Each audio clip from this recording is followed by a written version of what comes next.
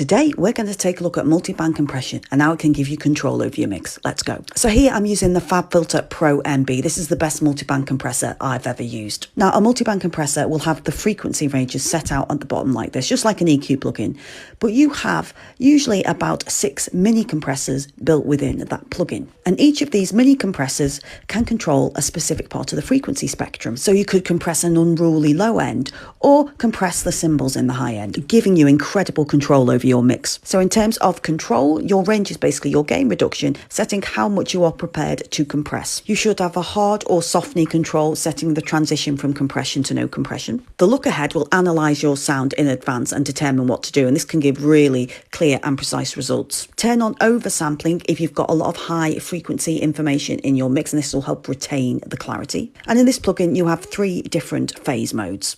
So you can use linear phase if you want to lock the phase in place, like in mastering, for example. And then in multi-band compressors, you usually have your mid-side compression controls as well. So you could compress your low end and then just make sure you're affecting the mid part of that sound. Now in this multi-band compressor, if you boost like this, you are actually switching from downward compression to upward compression. And you can also switch from compression to expansion mode.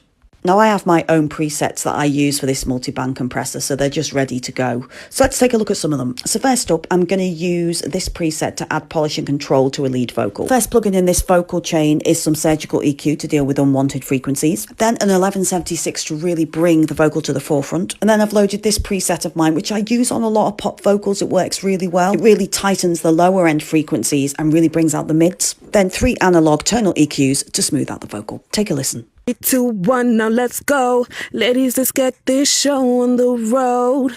3, 2, 1, now let's go. Ladies, let's get this show on the road.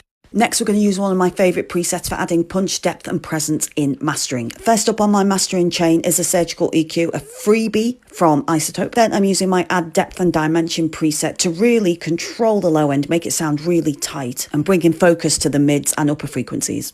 Rounding off the mastering chain with a tonal EQ and then my limiter. Take a listen.